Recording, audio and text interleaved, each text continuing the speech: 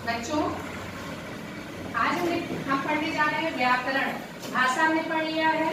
भाषा के दो रूप होते हैं, लिखित भाषा, मौखिक भाषा। उसके साथ हमने पढ़ लिया है लिपि। भाषा को वर्ड के द्वारा उसको एक चिन्ह के द्वारा प्रदर्शित करते हैं, लिखते हैं। उसको जिस चिन्ह के द्वारा प्रदर्शित करते हैं किसी भी भाषा को, उसको लिपि कहते हैं। भाषा क्या है? हम अपनी भावनाओं को, विचारों को जिस माध्यम से व्यक्त करते हैं वो भाषा है। भाषा हमने दो प्रकार का सीखा था। कौन सा?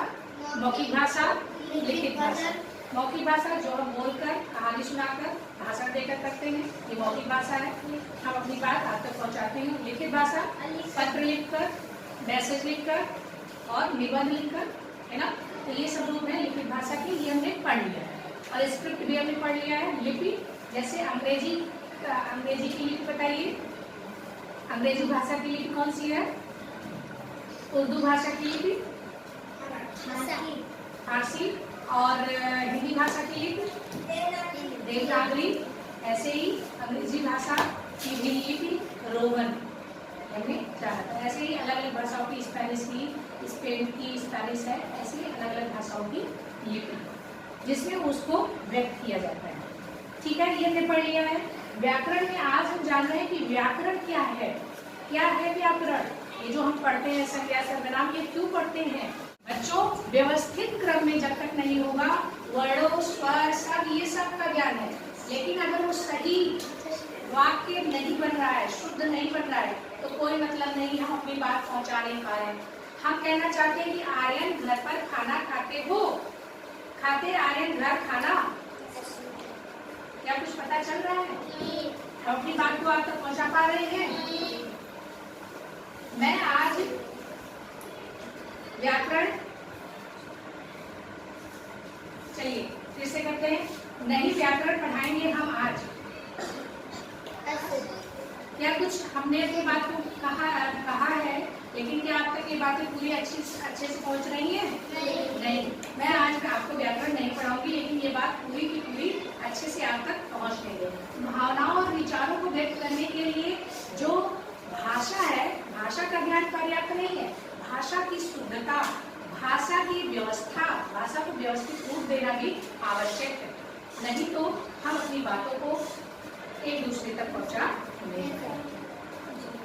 जो भाषा होती है, भाषा को शुद्ध रूप में लिखता है, व्याकरण लिखाता है, समझाता है। व्याकरण क्या है? शुद्ध भाषा का ज्ञान कहलाता है हमें व्याकरण। अगर व्याकरण हम जान लेंगे तो भाषा को शुद्ध रूप में लिख पाएंगे और भाषा को शुद्ध रूप में पढ़ पाएंगे और समझ भी पाएंगे। ठीक? किसी भाषा को शुद्ध बोलने, पढ़ने तथा लिखने के नियमों का ज्ञान हमें व्याकरण द्वारा होता है। अगर व्याकरण का ज्ञान नहीं होगा तो हम ना तो शुद्धता से पारो लिख पाएंगे, है ना पारो, ना ही पढ़ पाएंगे, ना पढ़ पाएंगे। कभी कभी जब हम पढ़ते हैं, आप पढ़ते हैं, तो हम रोकते हैं, ये नहीं ये। क्यों? क्योंकि उसकी शुद्ध रूप में हम बताने की कोशिश करते हैं। जैसे बिंदी लगी है, उसमें नाक में बोलना है, मात्रा के हिसाब से बोलना है। एक ही मात्रा है तो नेक बोलना है, नोक नहीं बोलना है ना। तो ये हमें क्या, ये व्याकरण के द्वारा होता है। जब हम स्वर, मात्रा, व्यंजन को अच्छे तरीके से पहचानते हैं और उसकी ध्वनि को भी अच्छे से पहचानते हैं और उसका प्रयोग करते हैं, और ये सीखते हैं हम व्याकरण में। ठीक है बच्चों, वाक्य की शुद्धता एवं अशुद्धता को बताते हैं। कौन बताता है वाक्य की शुद्धता और अशुद्धता को? ये व्याकरण बताता है। व्याकरण जो होता है भाषा को व्यवस्थित करता है। जैसे देखो बच्चों,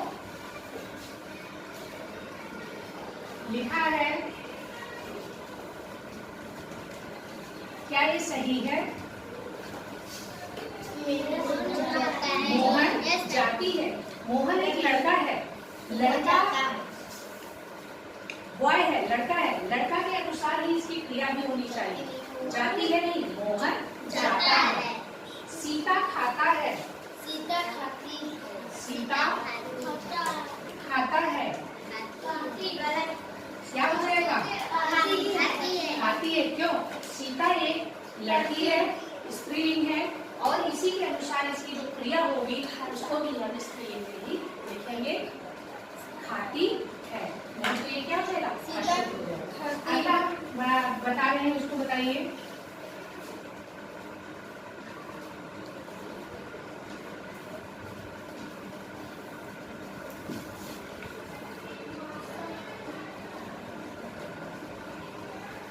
बताओ क्या हम कहना चाह रहे हैं, क्या आपको पता चला है कि हम क्या कहना चाह रहे हैं? घर जाती मैं हूँ, मैं घर जाती हूँ, घर जाती हूँ। क्या ये सही है? नहीं। क्या ये सही है? नहीं। इसका शुद्ध में क्या हो जाए?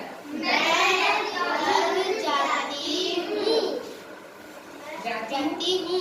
देखो बच्चों, सारे वर्ड, सारे शब्द इस वाक्य में थे, लेकिन फिर भी आपने कहा अशुद्ध, क्योंकि ये व्यवस्थित क्रम में नहीं था। जाती है, जाती हूँ, जाती हूँ, हमें घर जाती हूँ। ठीक है। ये देखो सारे शब्द इसमें जितने हैं सब इसमें हैं, लेकिन फिर भी आपने अशुद्ध क्यों कहा? क्योंकि ये व्यवस्थित क्रम में नहीं था। कर्ता, कर्ता के बाद क्रिया, क्रिया किस हिसाब से लेना चाहिए, ये सब हम कैसे कर जानते हैं? व्याकरण के द्वारा। इसलिए बच्चों व्याकरण का ज्ञान आवश्यक है, ठीक है? समझ में आता है? अच्छा, अगला वाक्य बताइए।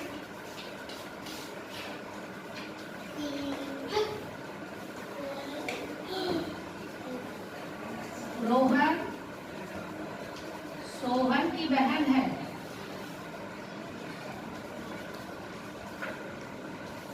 बहन है और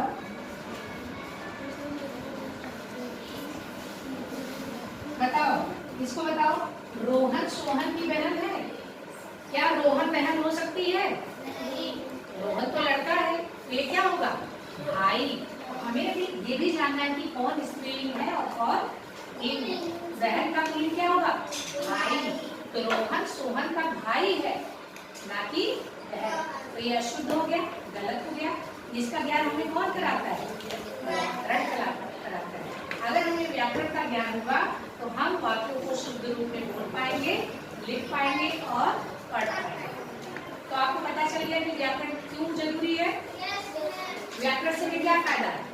भाषा को शुद्ध रूप में लिख सकते हैं, भाषा को शुद्ध रूप में पढ़ सकते हैं, बोल सकते हैं, भाषा को व्यवस्थित क्रम में लिख सकते हैं। व्यवस्थित करना सिखाता है व्याकरण हमें, भाषा की शुद्धता को बताता है। जैसे हमने लिखा चांद, चांद, चांद उस पार है। चांद कहाँ है? उस पार है। क्या व्याकरण कहलाता है? व्याकरण की जरूरत इसलिए पड़ी जिससे हम शुद्ध रूप से लिख पाए, शुद्ध रूप से बोल पाए, शुद्धता के साथ भाषा का प्रयोग करना सीख पाए। ये है व्याकरण, है ना पारो? क्या है व्याकरण? व्याकरण से क्या सीखते हैं? भाषा को शुद्ध रूप में लिखना। तो रोहन सोहन का भाई हमें लिखना चाहिए, ये हम व्याकरण से सीखेंगे। घर जाती मैं हूँ, क्या ये सही है? नहीं। सारे शब्द हैं, सारे शब्द हैं, लेकिन फिर भी ये व्यवस्थित क्रम में नहीं है। व्याकरण हमें भाषा को व्यवस्थित करना सिखाता है, व्यवस्थित रूप में लिखना सिखाता है। चार उस पार है, चार। क्या ये चार हमने सही लिखा है? नहीं। इसका मतलब हमें मात्रा का ज्ञान नहीं है, हमें इसमें चांद, चांद उस पार है, और चांद को बोलेंगे चांद, नाक में बोलेंगे। ये सब ज्ञान हमें व्याकरण से आता है। स्वर का ज्ञान, मात्रा का ज्ञान, व्यंजन का ज्ञान और उसको व्यवस्थित क्रम में रखने का ज्ञान होता है हमें व्याकरण से। यही व्याकरण का महत्व है। तो आपको समझ में आ गया ये सब? बच्चों अगला टॉपिक है बोली। बच्चों अगला है बोली, ये आपने लिख लिया होगा। बोली अगला है बच्चों बोली। बोली क्या होती है? बोली एक कवि के भाग। बोली कोस कोस पे पानी बदले, चार कोस पे बानी। एक कवि थे, कवि भाग। क्या नाम है इनका? कवि भाग। ये हमें बताते थे, ये बहुत ही अच्छे कवि थे, पहले ही बता देते थे कि बारिश होने वाली है, नहीं होने वाली है, क्या।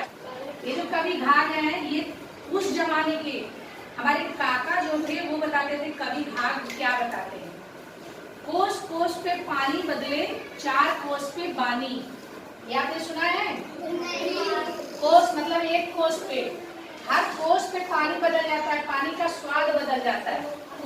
कोस कोस पे पानी बदले, पानी बदले, कोस कोस पे पानी बदले, कोस कोस पे पानी बदले, चार कोस पे, चार कोस पे, अगर चार कोस के बाद जाओगे तो क्या बदल जाएगा?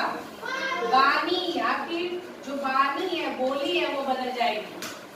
कोस कोस पे पानी बदले, चार कोस पे वाणी। एक एक कोस पर जब जाओगे तो पानी का स्वाद बदल जाता है, पानी बदल जाता है। और चार कोस पर जाओगे तो वाणी बदल जाती है, बोली बदल जाती है।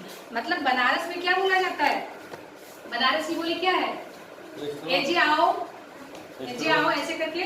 और उसमें पानी बदले, चार कोस पे वाणी। अभी देखो यहाँ जौनपुर जाओ, जौनपुर में जाओगे तो क्या बोला जाएगा?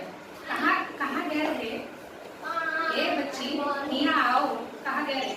गाजीपुर चले जाओ, आई बैठी जीजी, आई यहाँ आई जीजी बैठी, कहाँ गई? ऐसे करके बोलेंगे। अभी आजमगढ़ चले जाओ, कहाँ गई राल बनी, आओ बैठा, क्या हाल चाल? बाराबंकी जाओ, बाराबंकी साइड में बोलते हैं अगर हमें खेलने जाना है तो बोलेंगे क्या? आओ चलो खेला जाए, खेला जाए, यहाँ आओ चलो, चलो खेला जाए, चलो खावा जाए, है ना? इस तरह से। लखनऊ, लखनऊ में चुप पे रहो, बोली हो ना, यहाँ आओ, मतलब यहाँ आओ, चुप रहो, बोलो मत, यहाँ आओ, चुप पे रहो, चुप पे रहो, बोली हो ना। आमा यार कहाँ जात हो? दिस टाइप आप अकबरपुर चले जाओ, अरे आवा को का हाल चाल?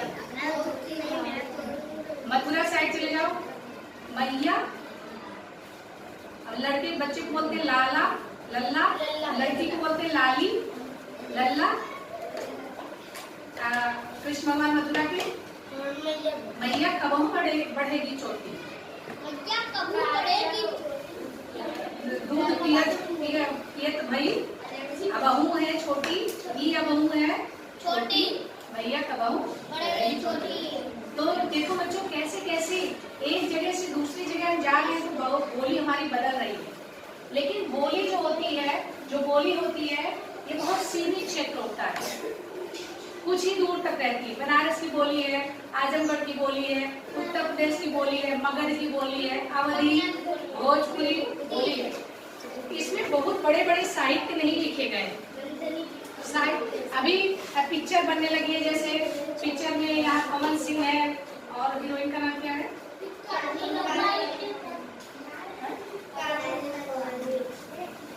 हीरोइन भी है। तो लोकल लैंग्वेज में जैसे भोजपुरी में बनने लगी है, उधर केरला, उधर छोटे छोटे लैंग्वेज में, मलयालम में ये भाषा है। तो साहित्य का जो विकास है उसमें बहुत ज्यादा साहित्य नहीं लिखा गया है, बहुत बड़ी बड़ी कहानियां नहीं लिखी गई। भोजपुरी में पता चले जौनपुर की बोली में लिखी जा रही कहानी, उपन्यास, लेकिन भाषा में जो है कहानियां लिखी गई, क्योंकि उसमें व्याकरण है, उसमें शुद्धता है। इसमें क्या शुद्धता है? कहाँ गई, यहाँ आओ, यहाँ क्या बोला जाता है? तुम लोग बोलो,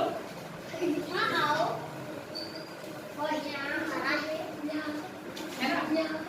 तो इस तरह से इसमें कोई कहानी निबंध नहीं लिखा गया, लेकिन भाषा में शुद्ध रूप में निबंध लिखे गए, कहानी लिखे गए। तो भाषा का बहुत विस्तार रूप है, विस्तृत रूप है, लेकिन बोली का विस्तृत रूप नहीं है। थोड़ी थोड़ी जगह पर ये बोलियां बदल जाती है। कौन कौन सी बोली है?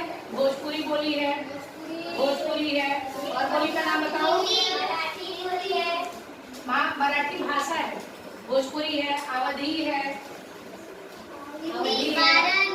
मगधी है, हिंदी भाषा है बेटा, बुंदेली है, बुंदेलखंड में बोली जाती है, बुंदेली है,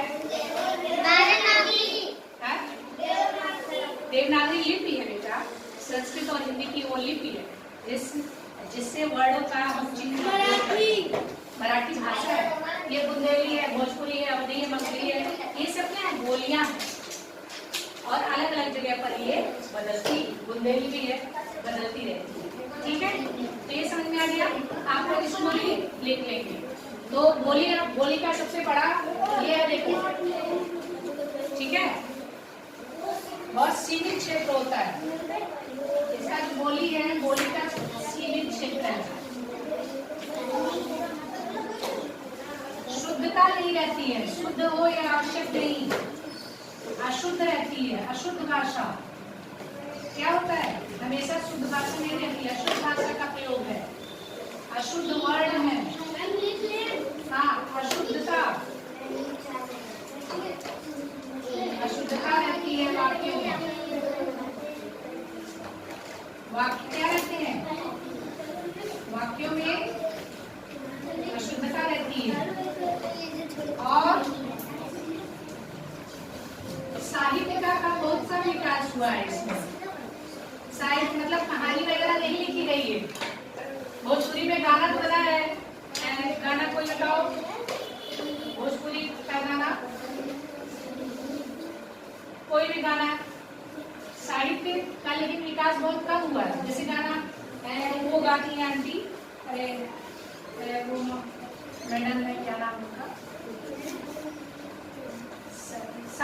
शारदा सिन्हा है, और एक यहाँ की है मैथिली ठाकुर है, और ये लड़की है, अभी नहीं याद आ रहा है, पवन सिंह है, और क्या, ठीक बा, ऋतु वाला गाते हैं, ठीक बा, बाटी चोखा खाएंगे खुश रहेंगे, ऐसे करके है। और